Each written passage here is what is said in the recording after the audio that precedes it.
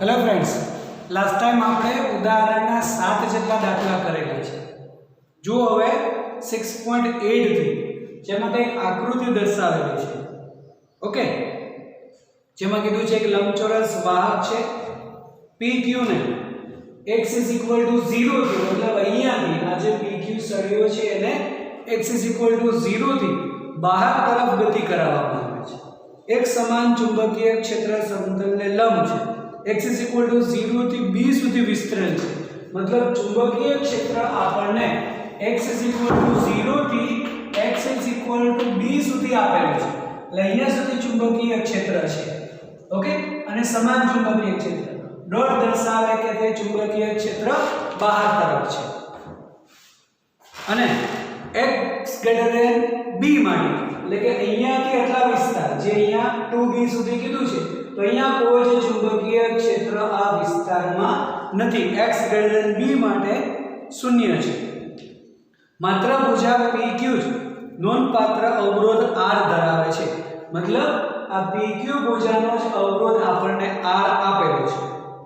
તો PQ ને ઝડપ v x = 0 થી b સુધી બહારની તરફ ખેંચવામાં આવે અને ત્યારબાદ 0 પર પરત લાવવામાં આવે। આ પરિસ્થિતિનો વિચાર કરો। ફ્લક્સ પ્રેરિત EMF એ ભુજાને ખેંચવા માટે જરૂરી બળ અને જૂલ ઉષ્મા કઈ રીતે વ્યય થાય છે તે માટેના સૂત્ર મેળવવાના છે અને અંતર સાથે આ રાશિ કઈ રીતે બદલાય છે તેને રેખાંકિત કરો। રેખાંકિત કરો मतलब આપણે તેનો આલેખ જોઈએ છે। मतलब જ્યારે પણ સળિયાને આપણે 0 થી b સુધી લઈ જઈએ, b થી 2b સુધી લઈ જઈએ, 2b થી b અને b થી 0 સુધી પાછું લાવીએ ત્યાં સુધીમાં ફ્લક્સ કઈ રીતે ફેરફાર થશે, EMF કઈ રીતે બદલાશે, પછી તેના ખેંચાણ માટેનું જરૂરી બળ કઈ રીતે બદલાશે અને તેની જૂલ ઉષ્મા કઈ રીતે વ્યય થાય છે એ બધાનું સૂત્ર લેવાનું છે અને સાથે સાથે તેનો આલેખ પણ લેવાનો છે। ઓકે, તો હવે આકૃતિ પરથી આપણે એવું કહીએ તો કહી શકાય કે અહીં ચુંબકીય ક્ષેત્ર 0 થી b સુધી અચળ છે। બરાબર છે। જેમ જેમ PQ આગળ વધશે તેમ તેની સાથે સંકળાયેલા ફ્લક્સમાં ફેરફાર થશે। કેમ કે આ થશે, જો અહીંયા આ સ્થાન પર હશે તો એટલે સુધીનું ક્ષેત્રફળ આવશે, પછી આગળ થોડું જશે તો ક્ષેત્રફળમાં વધારો થશે। मतलब ફ્લક્સમાં ફેરફાર થશે। તો 0 થી b સુધી જેમ સળિયાને ખસેડીએ તેમ ફ્લક્સમાં ફેરફાર b સુધી છે, એટલે કે ફ્લક્સમાં વધારો થશે। ઓકે, ત્યારબાદ જો આપણે b થી 2b સુધી લઈ જઈએ तो આટલામાં વિસ્તારમાં કોઈ જ ચુંબકીય ક્ષેત્ર નથી। मतलब b થી આગળ જઈએ તો ફ્લક્સ જે છે એ અચળ થઈ જશે। ફ્લક્સ 0 ન કહેવાય પરંતુ ફ્લક્સ અચળ, કેમ કે આટલે સુધી ચુંબકીય ક્ષેત્ર છે। જો સળિયો અહીંયા આવશે, આ સ્થાન પર આવશે તો ત્યાં ફ્લક્સ તો આટલા વિસ્તારમાં જ છે। તો b થી 2b સુધી પહોંચે ત્યાં સુધી ફ્લક્સ કેવું રહેશે, અચળ, બદલાતું નથી। પછી પાછું 2b થી b સુધી લાવીએ તો પણ ફ્લક્સમાં ફેરફાર થશે નહીં, પરંતુ b થી હવે જો સળિયાને પાછો આપણે 0 સુધી લાવીએ તો તેના ફ્લક્સમાં ઘટાડો થશે। એ જ રીતે ફ્લક્સના ફેરફારથી આપણને EMF, એના ખેંચાણ માટે જરૂરી બળ અને ઉષ્માનો જે વ્યય છે એ બધાનું સમીકરણ આપણને મળી જશે। ઓકે, તો પહેલા આપણે અહીંયા વિચારીએ તો જે ફ્લક્સ છે એના માટે આપણે કહીએ કે જ્યારે પણ x નું મૂલ્ય 0 થી b સુધી હશે ત્યાં સુધી ચુંબકીય ક્ષેત્ર છે। ઓકે, તો જો ફ્લક્સનું સૂત્ર છે તો ફ્લક્સના સૂત્ર મુજબ આપણે આ અંતરને જો આપણે x તરીકે લઈએ અને સળિયાની લંબાઈ આપણને આપેલી છે l, તો આપણે એવું કહીએ કે ફ્લક્સ phi b, તો flux phi b = b * a થશે। તો b l અને x, f x જેમ બદલાશે તેમ એવું કહી શકાય કે ફ્લક્સનું મૂલ્ય બદલાશે. તો ફ્લક્સનું મૂલ્ય ક્યાં સુધી બદલાશે? તો x greater than or equal to 0 less than b સુધી. ઓકે, અને જ્યારે પણ હવે આપણે જો ફ્લક્સ b થી એટલે કે x નું મૂલ્ય greater than b and less than 2b હોય ત્યારે એના માટે ફ્લક્સ નું મૂલ્ય તો શું આવશે? bl. અને આ જે અંતર છે એ તો b થઈ જશે કેમ કે આટલે અંતર સુધી જ ચુંબકીય ક્ષેત્ર છે. ત્યારબાદ સળિયો આગળ આવશે તો પણ ચુંબકીય ક્ષેત્રની લંબાઈ તો b સુધી જ લેવાની. તો blb આ અચળ રહી જશે. ત્યારબાદ ફ્લક્સ બદલાતું નથી, અચળ રહેશે. ઓકે, તો જે આપણે આ કહીએ છીએ હવે એ જ મુજબ આપણે તેના આલેખ પણ દોરવાનો છે. તો આપણે આલેખ બધાના એક જ સાથે દોરીએ એટલે આપણને એક સરખી રીતે આલેખ સમજી શકાય. તો આ થયું ફ્લક્સ. ઓકે, ફ્લક્સ જે છે x જેમ બદલાશે ક્યાં સુધી? b સુધી. 0 થી b સુધીમાં ફ્લક્સમાં વધારો થશે. ઓકે, ચલો હવે આજ પરથી આપણે ફેરાડેના નિયમ પરથી કરીએ આપણે પ્રેરિત EMF. તો જો આપણે પ્રેરિત EMF નું સૂત્ર જોયું તો એના પરથી આપણે કહીએ છીએ કે -d∅dt.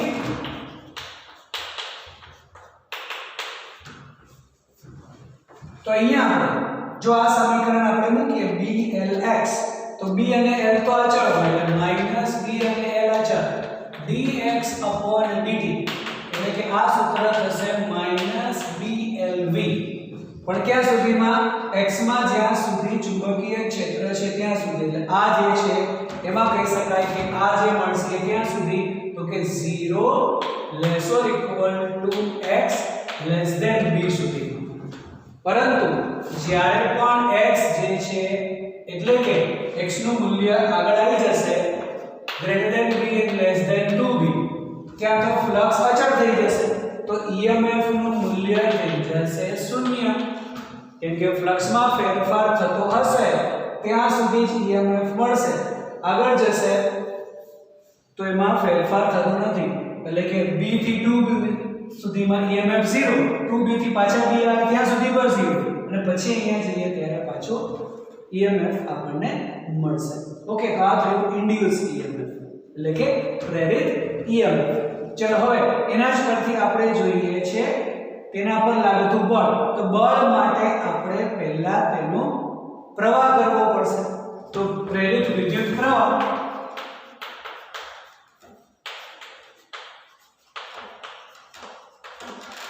તો પ્રેરિત વિદ્યુત પ્રવાહ I એવું કહી શકાય કે E/R.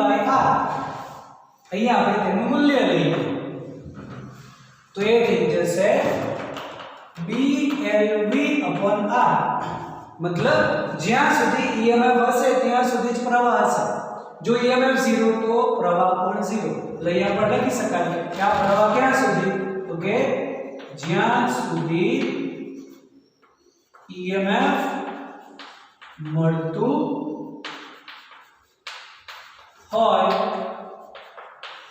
ત્યાં સુધી. EMF 0 તો પ્રવાહ પણ 0 થઈ જશે. એટલે અહીંયાથી એટલે સુધીમાં પ્રવાહ પ્રેરિત થતો નથી.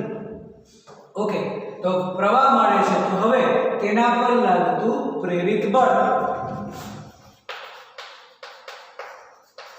તો પ્રેરિત બળ F સમીકરણ ચેપ્ટર નંબર 4 મુજબ એવું કહી શકાય કે જ્યારે પણ આમાં વિદ્યુત પ્રવાહ વહે તો વિદ્યુત પ્રવાહ ધારિત સળિયો ચુંબકીય ક્ષેત્રમાં હોય ત્યારે તેના પર બળ લાગે. ઓકે, તો એ પ્રેરિત બળ જે છે F IL × B. પ્રવાહ અને ચુંબકીય ક્ષેત્ર લંબ આથી ILB કહી શકાય. તો આ પ્રવાહ આપણે જો મૂકી દઈએ તો L અને B નો સ્ક્વેર થઈ જશે. મતલબ F થશે B² L² V/R. હવે અહીંયા આપણે જો પ્રવાહ માટે EMF જે દિશામાં હશે એ જ રીતે અહીંયા પ્રવાહ એટલે કે બળ કહી શકાય. તો અહીંયા આપણે પ્રવાહનું મૂલ્ય લીધેલું છે, પણ જો EMF પરથી કહીએ તો EMF પરથી કહી શકાય કે it is -d2L2V/r. અને આમાં પણ કહી શકાય કે બળ ક્યાં સુધી હશે? તો જ્યાં સુધી પ્રવાહ હશે ત્યાં સુધી. પ્રવાહ 0 તો બળનું મૂલ્ય પણ 0. મતલબ B થી 2B સુધીમાં અને 2B થી B સુધી પાછા આવીએ છીએ ત્યાં સુધી પછી બળ લાગશે નહીં. B થી 0 સુધી આવે ત્યારે પાછું બળ તેની અંદર ઉદ્ભવે. બરાબર છે? તો આ થયું પ્રેરિત બળ. ચલો હવે કહીએ આપણે તેનો ઉષ્માનો વેગ. તો ઉષ્માના વેગ માટે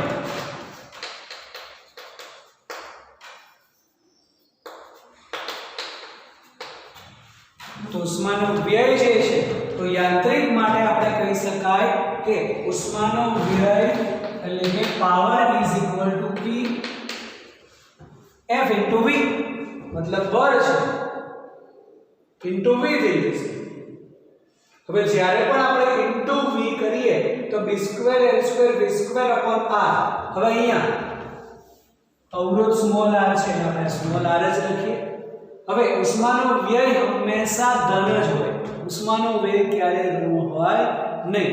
એટલે કે આ જે મૂલ્ય છે હંમેશા આપણે ધન લખીએ તો એ થશે b2L2 અને v બે વખત થશે એટલે v2 પણ થઈ જશે. તો b2L2V2/r જે હંમેશા ધન હોય. એમાં પણ એવું કહી શકાય કે જ્યાં સુધી પ્રવાહ હશે ત્યાં સુધી ઉષ્માનો વ્યય હોય. મતલબ B થી B to B અને B થી B સુધીમાં વ્યય થતો નથી. આ બધા સમીકરણ હતા. બરાબર છે? જેમાં આ જે સમીકરણ લખેલા છે એ બધા 0 થી B સુધીમાં છે. B થી 2B સુધીમાં આપણને અહીંયા પણ મળશે નહીં, પ્રવાહ પણ નહીં, બળ પણ નહીં, ઉષ્માનો વ્યય પણ થતો નથી. ચલો હવે આપણે એવું કરીએ કે ફ્લક્સ માટેનો આલેખ કરીએ. તો અહીંયા આપણને બિંદુ આપેલા છે કે K પછી L M અને પાછો આપણે M L અને K સુધી આવવાનું છે. મતલબ આપણે 0 થી શરૂઆત કરીએ તો અહીંયા K કીધો છે આપણને. ઓકે, એ જ પ્રમાણે અહીંયા આપણે કહીએ L સુધી તો આ L છે. પછી અહીંયા આપણે કહીએ M એટલે L અંતર જે છે એ આ x = 0 થી B સુધી છે. આ 2B જે કહી શકાય કે બહાર તરફ. એટલે અહીંયાથી આમ જેમ જઈએ એને આપણે બહાર તરફ કહીએ. એટલે સળિયો જે છે બહાર તરફ લાવવાનો છે. હવે ત્યાંથી આપણે પાછા આપણે L સુધી આવવાનું છે અને પાછું K સુધી આવવાનું છે. આનું જે સૂત્ર આપણે કહીએ છીએ થોડું આ જે છે ચલો નીચે લખીએ કે આ K L M પાછું L અને આ K. તો આ જે છે એ અંદર તરફનું છે. આ દિશાની અંદર તરફની છે. ઓકે, તો આ 2B થી પાછું B અને પછી પાછું 0 સુધી આવવાનું છે. તો પહેલા આપણે કહીએ ફ્લક્સ phi b ચુંબકીય ફ્લક્સ. તો ચુંબકીય ફ્લક્સ માટે શું કહી શકાય? ક્યાં સુધી બદલાશે? 0 થી B સુધી. અને શું થશે? જેમ x બદલાશે તેમ ફ્લક્સમાં વધારો થશે. તો ફ્લક્સનો વધારો ધારો કે એટલે સુધી. તો આ જે મૂલ્ય છે એ મૂલ્યને આપણે કહી શકાય BLB મહત્તમ. B જ્યાં સુધી આવશે ત્યાં સુધી મહત્તમ થઈ જશે. બરાબર છે? ત્યારબાદ ફ્લક્સ અચળ રહેશે. કેટલે સુધી? 2B સુધી અને પાછું B સુધી આવે છે ત્યાં સુધી. એટલે આ ફ્લક્સનું મૂલ્ય અચળ રહેશે. ઓકે, અને ત્યારબાદ ફ્લક્સમાં ઘટાડો થશે. એટલે પાછું B થી K સુધી, B થી 0 સુધી જશે તો ફ્લક્સમાં પાછો ઘટાડો થશે. આ પ્રમાણે આપણે ફ્લક્સનો આલેખ લઈ શકાય. ચલો હવે આ જ રેફરન્સની અંદર આપણે બીજા બધા જ આલેખ દોરવાના છે. હવે અહીંયા આપણે કહીએ EMF માટેનો આલેખ.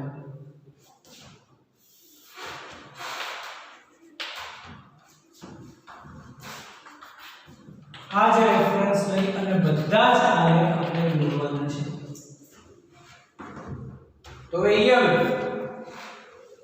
તો EMF નું સૂત્ર આપણને મળે છે જે અહીંયા આપણે કીધું કે B થી 2B સુધીમાં 0 મળશે. તો અહીંયા x જેમ બદલાશે તેમ EMF આપણને મળે છે, પણ EMF હંમેશા વિરુદ્ધ હોય, મતલબ તેનો આલેખ આપણને નીચે મળશે. હવે વેગ હંમેશા અચળ છે, તો અચળ વેગ હોય તો EMF પણ આપણને અચળ મળશે.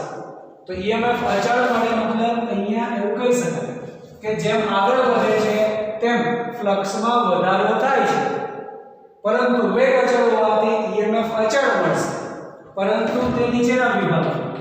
એટલે આ થશે -BLV. ત્યારબાદ B થી 2B સુધીમાં કોઈ જ ફ્લક્સનો ફેરફાર નથી, એટલે EMF 0. 2B થી B સુધીમાં કોઈ જ ફ્લક્સનો ફેરફાર થશે નહીં, વધારો ઘટાડો કશું જ નહીં. અહીંયાથી અહીંયા લઈ જઈએ, અહીંયાથી અહીંયા લઈ જઈએ, કેમ કે એટલે સુધી ચુંબકીય ક્ષેત્ર છે, તો અહીંયા સુધી 0 થશે. ત્યારબાદ હવે જેમ ઘટાડો કરીએ એમ EMF માં ઘટાડો થશે. ઓકે, પરંતુ અહીંયા ફ્લક્સમાં ઘટાડો છે તો EMF તેને વિરુદ્ધ મળશે, મતલબ EMF આપણને મળશે ધન. અને આ જે મૂલ્ય છે કહી શકાય BLV, ધન BLV થશે. ઓકે, ચલો હવે આના જ માટે કહીએ હવે બળ. તો બળનું સૂત્ર છે જે પ્રમાણે EMF છે એ જ પ્રમાણે બળ થશે, કેમ કે માઈનસ છે તો એ જ રીતે અહીંયા કહી શકાય. તો આ જે છે એ બળ થશે -B²L²V/r. પ્રવાહ ન હોય તો બળ પણ 0, અને અહીંયા કહી શકાય બળનું મૂલ્ય ધન B²L²V/r. ઓકે, અને હવે આપણે જોઈએ છે તેનો પાવર.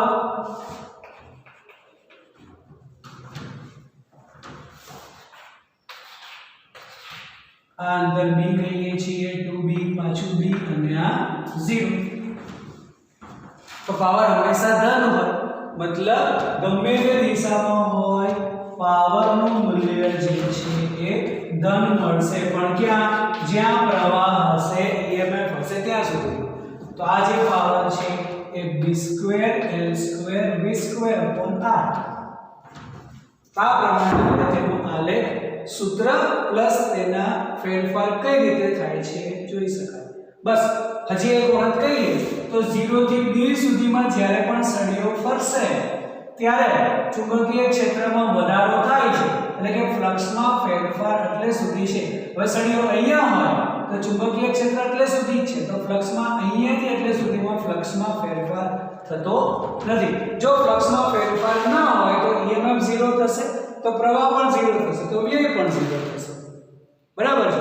જે રીતે EMF હોય એ દિશામાં બળ થશે, અને પાવર હંમેશા ધન હોય, ઉષ્માનો વ્યય ક્યારે ઋણ હોય નહીં. આ પ્રમાણે આપણે તેના આલેખ દોરી શકાય. ઓકે, તો સૂત્ર સાથે તેના આલેખ પણ ધ્યાનમાં લેવા. ઓકે, ચલો હવે જોઈએ આપણે નેક્સ્ટ નંબર 6.9. શું કીધું છે 6.9 ની અંદર? જો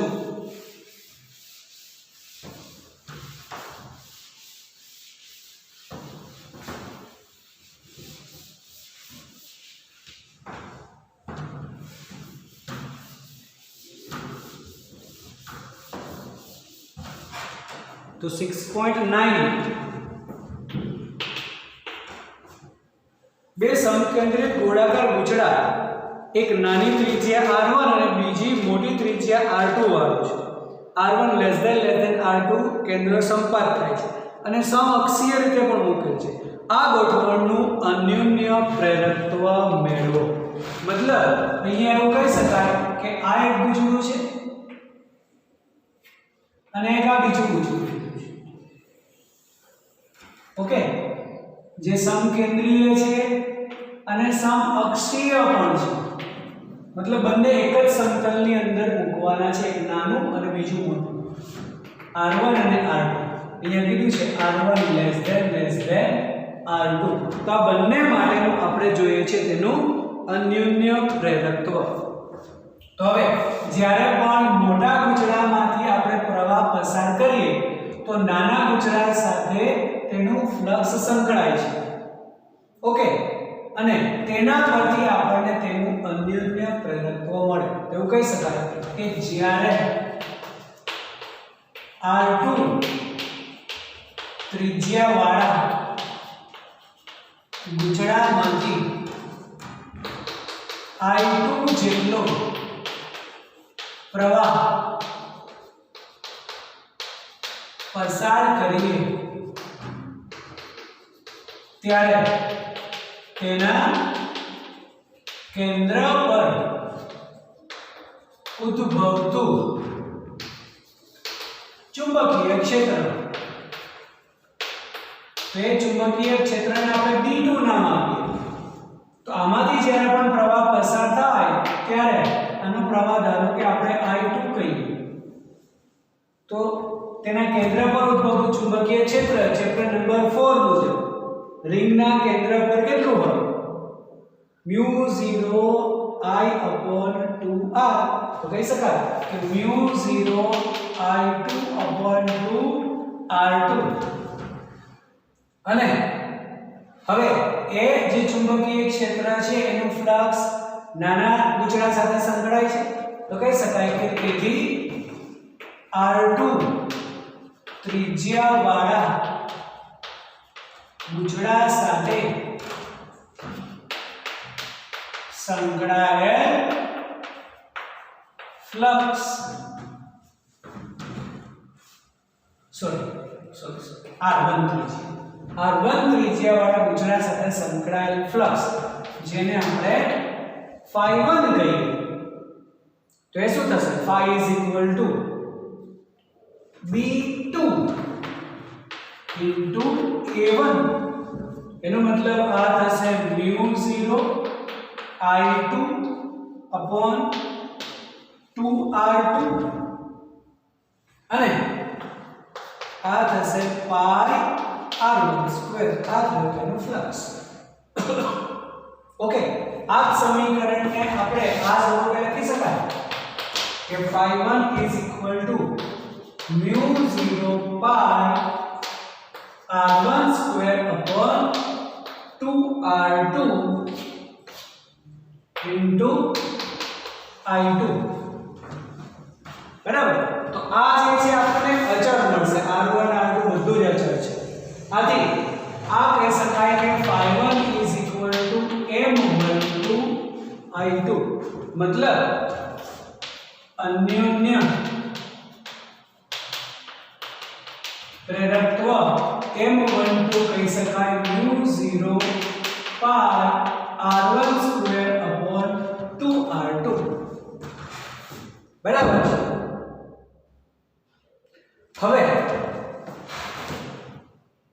આ જે છે એ 1 2 અથવા તો 2 1 પણ સરખું કહી શકાય m એટલે અન્યોન્ય પ્રેરકત્વ બંને માટે સમાન હોય છે મતલબ અહીંયા આપણે પ્રવાહ પસાર કરીએ તો અહીંયા જે અન્યોન્ય પ્રેરકત્વ મળશે અહીંયાનો પ્રવાહ પસાર કરીએ આનો અન્યોન્ય પ્રેરકત્વ હંમેશા સમાન હોય તો આપણે આગળ એક ડિસ્કશન કરેલી હતી ગુચડા માટેની સોલેનોઇડ માટેની બરાબર ને અને એક વસ્તુ તમને હોમવર્કમાં કીધું હતું યાદ કરો કે આ રીતે મોટો સોલેનોઇડ હોય એની અંદર જો આપણે કોઈ પણ નાનો સોલેનોઇડ મૂકીએ તો હંમેશા ફક્ત આપણે આનું ક્ષેત્રફળ શું કામ લઈએ છીએ એ હવે આના પરથી ડિસ્કશન કરીએ ચલો તો જ્યારે આપણે બહારના ગુચડામાં સોલેનોઇડમાં પ્રવાહ પસાર કરીએ તો ચુંબકીય ક્ષેત્ર આખા વિસ્તારમાં આવશે મોટાના આખા વિસ્તારમાં ચુંબકીય ક્ષેત્ર છે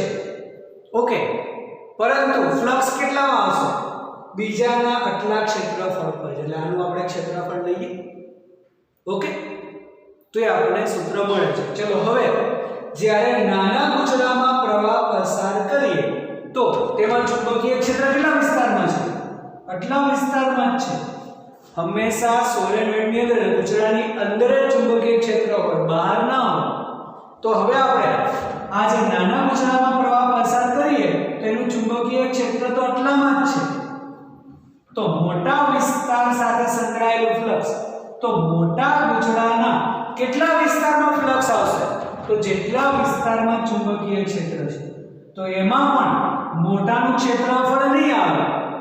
મોટાના ક્ષેત્રફળનો આટલામાં ભાગમાં ચુંબકીય ક્ષેત્ર, આથી નાનાનું ક્ષેત્રફળ આવશે. જેમ અહીંયા વિચારીએ આપણે, જો આમાં પ્રવાહ પસાર કરીએ તો આના આખા વિસ્તારમાં ચુંબકીય ક્ષેત્ર છે, પરંતુ જો આમાં આપણે પ્રવાહ પસાર કરીએ તો એનું જે ચુંબકીય ક્ષેત્ર છે એ મોટાના આટલા વિસ્તારમાં જ છે. આથી બંનેમાં ક્ષેત્રફળ તો πr1² જ થશે. હા, આનું ચુંબકીય ક્ષેત્ર આપણે અહીંયા લઈએ તો ચુંબકીય ક્ષેત્ર મળી શકે, પરંતુ ક્ષેત્રફળ તો આટલા વિસ્તારનું જ આવશે, કેમ કે આમાં પ્રવાહ પસાર કરીએ તો મોટા ગૂંચળાના કેટલા વિસ્તારમાં ચુંબકીય ક્ષેત્ર છે એટલા વિસ્તારમાં જ ફ્લક્સ આવશે. સમજાય છે?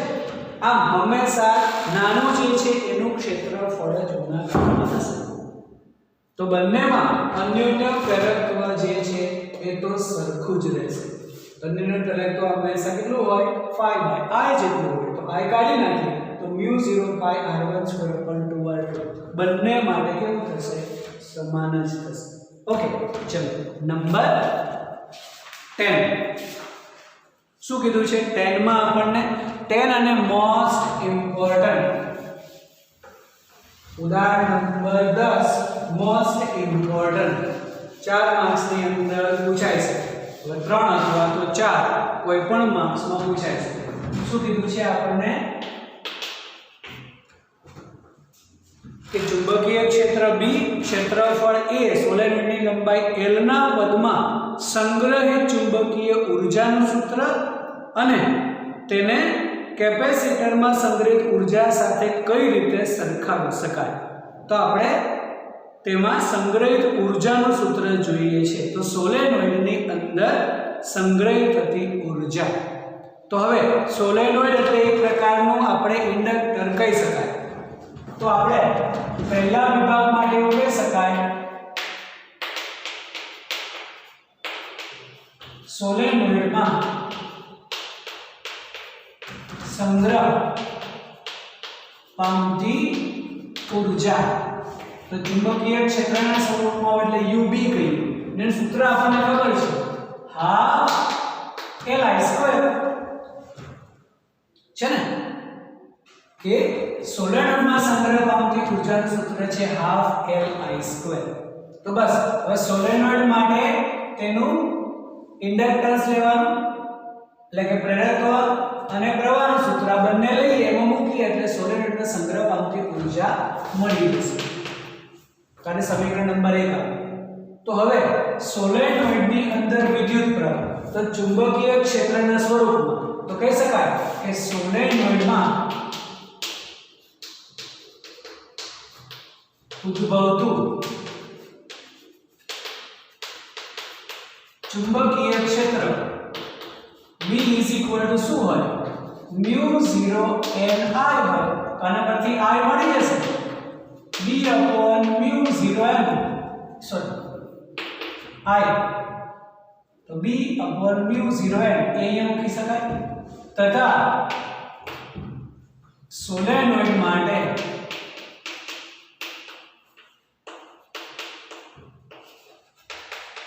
આત્મ પ્રેરકત્વ, તો સોલેનોઇડ માટે આત્મ પ્રેરકત્વ જે છે L, એનું પણ સૂત્ર આપણે તારવેલું છે કે μ0 n² A * L. યાદ કરો, μ0 n² Al આ સૂત્ર તારવેલું છે, ડાયરેક્ટ લઈ શકાય. આ બંનેનો ઉપયોગ સમીકરણ 1 માં લખી શકાય. તેથી સમીકરણ 1 મુજબ, તો આના માટે આ બંને સમીકરણ યાદ રહેવા જોઈએ. બસ એટલા માટે જ ઇમ્પોર્ટન્ટ છે આ. તો હવે સમીકરણ 1 મુજબ UB શું કહી શકાય? ½ L mu 0 n square al અને I સ્ક્વેર એટલે થશે b square upon mu 0 square n square. તો n સ્ક્વેર તો કેન્સલ, એક mu 0 કેન્સલ થશે, તો સંગ્રહ પામતી ઊર્જા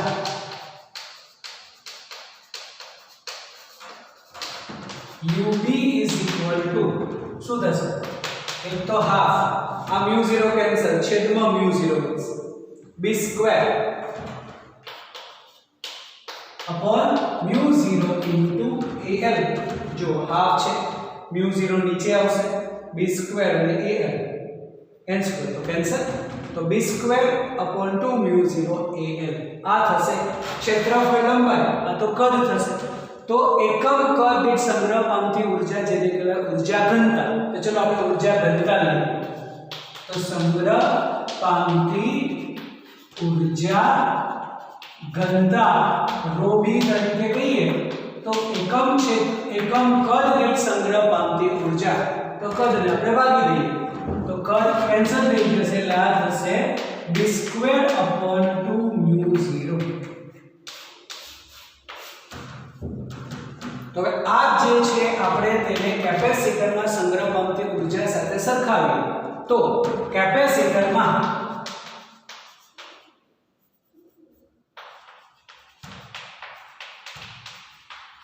સંગ્રહિત ઊર્જા ઘનતાનું સૂત્ર યાદ કરો. એમાં વિદ્યુત ક્ષેત્રના સ્વરૂપમાં હોય હાફ એપ્સિલોન 0 e સ્ક્વેર. બરાબર છે? તો એના જેવું થયું half b square upon 2 mu 0. તો એના જેવું જ આપણને સમીકરણ મળે છે.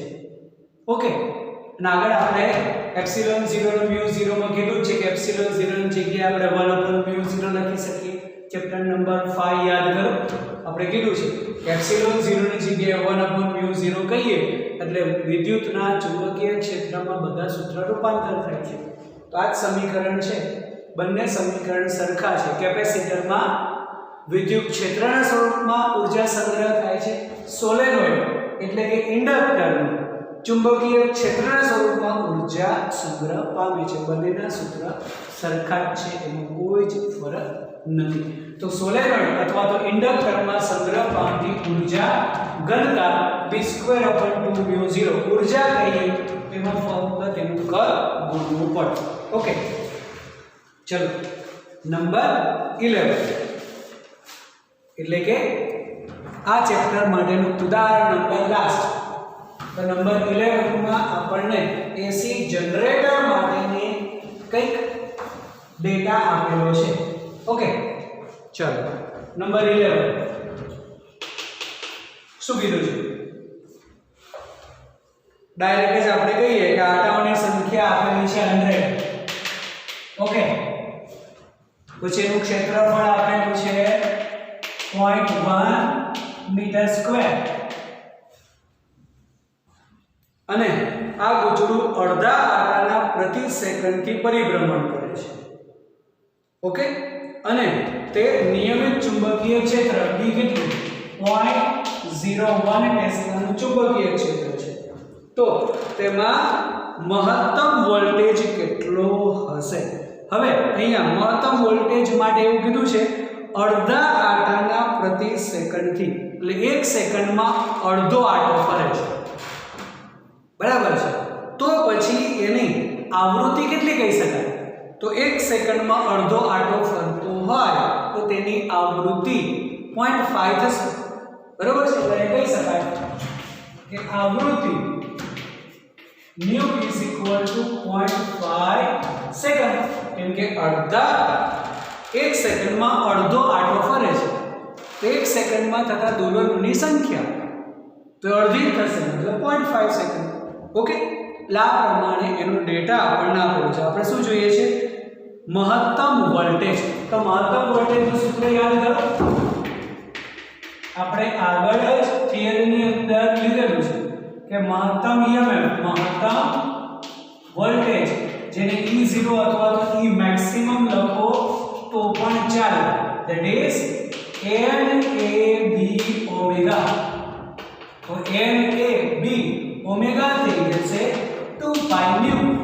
ચલો આડાની સંખ્યા કેટલી 100 ઓકે ક્ષેત્રફળ કેટલું 0.1 ઓકે b કેટલું 0.01 ઓકે 2 પાઈ એટલે 3.14 અને આવૃત્તિ કીધી છે 0.5 તો જુઓ અહીંયા આ 100 અને 0.01 કેન્સલ થઈ ગયું છે ઓકે ચલો પછી અહીંયા આ 2 અને 0.5 એટલે 1 થઈ જશે તો વધશે શું 3.14 અને 0.1 એટલે 0.314 કહી શકાય તો 0.314 વોલ્ટેજ આ થશે તેનો મહત્તમ વોલ્ટેજ ઓકે કેલ્ક્યુલેશન ડાયરેક્ટ થઈ જશે તો 0.314 વોલ્ટેજ છે તો એનો મહત્તમ વોલ્ટેજ કહી શકાય 0.314 વોલ્ટ આ આન્સર નેક્સ્ટ ટાઈમ આપણે